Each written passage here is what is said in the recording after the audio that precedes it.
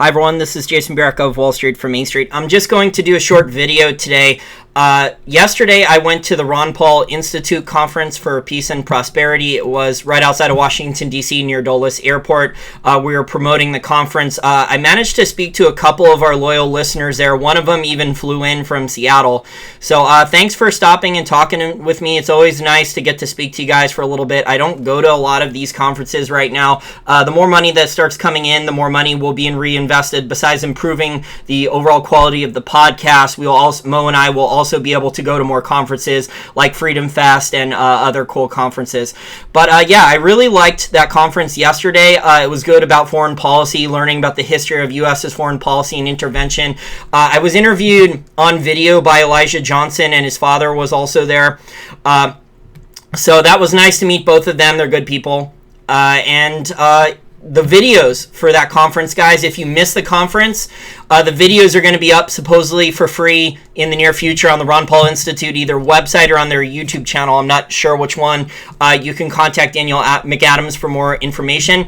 Also, there was over 300 people yesterday at the conference, so it looks like that Ron Paul and Daniel McAdams are probably going to be doing a similar conference next year. It might be in the same place, but hopefully we can get over, with marketing, we can help get over 500 people there to the conference next year and help promote, that war is one of the biggest spenders and why central banking is needed besides welfare, the welfare state and putting people on the government dole. Warfare is a huge reason for central banking and why it's required. You can't really have lots and lots of wars or perpetual, an unnamed war on terrorism without central banking.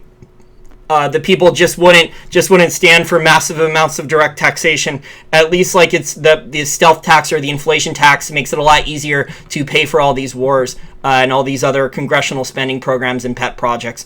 Okay, so the other main reason I wanted to do this video was this week on Wednesday, as of right now, I will be interviewing David McAlvany. David has the absolutely excellent McAlvany Weekly Commentary podcast. He releases it every Wednesday. And he's been doing it, I think, for over a decade. For those of you not familiar with the David McAlvany and his family and the McAlvany Weekly Commentary and the other McAlvany group of companies, I highly recommend you check out his podcast. Excuse me, my voice is a little sore from talking a lot yesterday and doing the interview for Elijah. That'll be up on his channel hopefully in the next couple days. But David McAlvany, he has a lot of experience. He's been studying Austrian school economics and learning about investing in finance. He took over a family-owned business.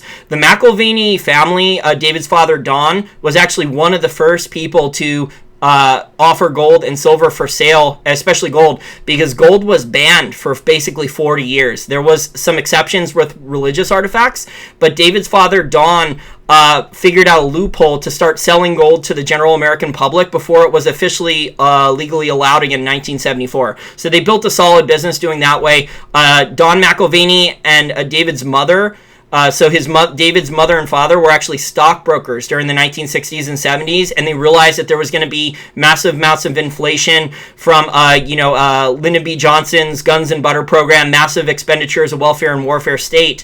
So they saw that massive inflation was coming and that, there was the London gold pool back then, which was the overt way of manipulating gold price. They were actually running ads, I think in London newspapers, the London gold pool was, advertising that you were an evil, greedy hoarder and saver and you were hurting the economy buying physical gold.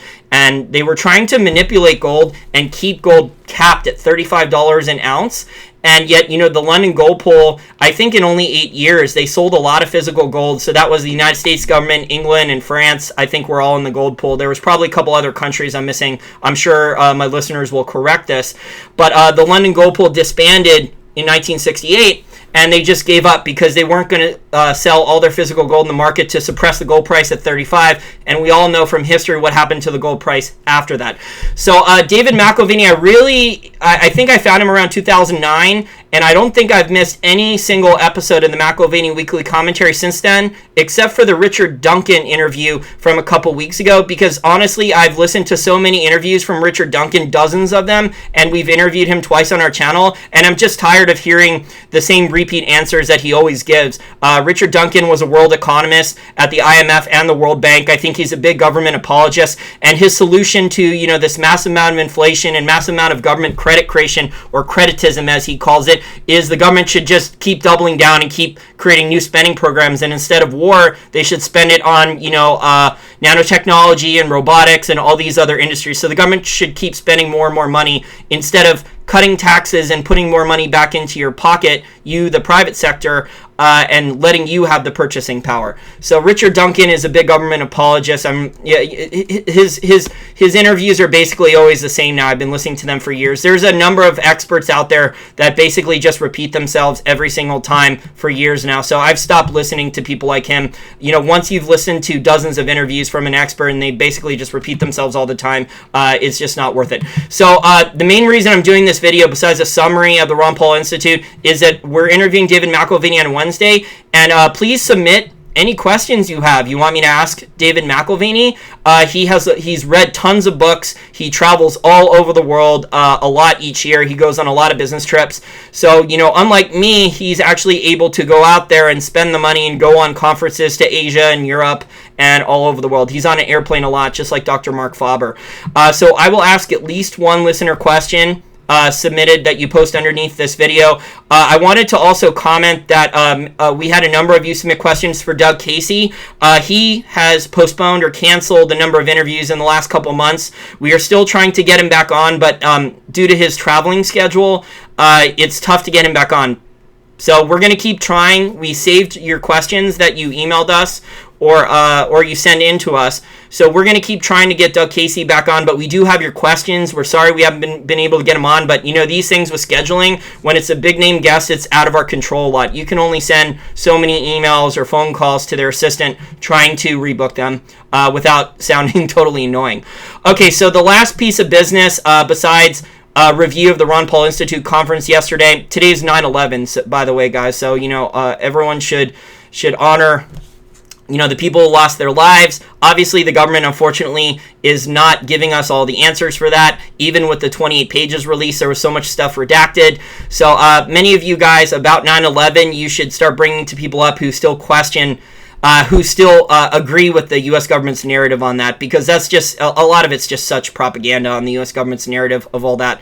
We're not going to be told all the full truth. It's just like the JFK assassination, where we're never going to probably know the full truth about that, unfortunately. But yeah, the government's left out so much. There's so many unanswered questions, and I doubt we're even getting anywhere near half the truth with that anymore. So the last piece of business is a number of you guys contacted me after I disclosed that I'm going up to Toronto at the end of the month. My sister Ashley and I will be going up to Toronto on, I think, Wednesday, September 28th. The 29th, I'm going to be in meetings at the Sprott headquarters all day. It's an invitation-only analyst event. There's only going to be about 15 or 20 people there that got an invitation to go, and I'm one of them. So I'm probably, for that day, there's also a dinner afterwards with the analysts who were invited there from the Sprott people. So I don't think I'm going to be able to meet you guys that day on the 29th because I'm going to be in meetings, and then there's a dinner, and then I'm going to have to go to bed early because I fly home the next day. So maybe, though, someone can potentially either pick us up from the airport, either pick us up from the airport and we could talk to you guys there and network and then drop us off at our hotel, or we can meet up for drinks or dinner.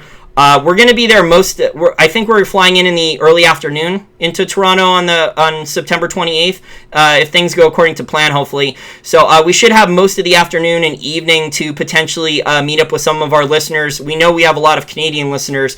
So just either shoot us an email or, actually an email would be best. Rather than commenting underneath the video and giving contact information, just send us an email, wallstreetformainstreet@gmail.com, if you're interested in arranging maybe meeting up to meet my sister and myself on Wednesday, September 28th. Okay, guys, well, that's it for today's short little video. Mo's going to release a little video shortly, I think, about investing in the economy. He's done some stock chart analysis. And next year's Ron Paul conference, this one was a success, the Ron Paul Institute. So it looks like there's going to be another one next year, maybe around the same time in the same place in Northern Virginia, right next to Dulles Airport, like 30 minutes from Washington, D.C. So if you guys are interested in that, you should look out for that and plan ahead. But definitely submit your questions for David McAlvany. He's a really smart guy. He interviews a lot of great guests. And if you're not familiar with his work, I highly recommend listening to his podcast, the McAlvany Weekly Commentary. In terms of the quality of the content, it's right up there with Wall Street for Main Street.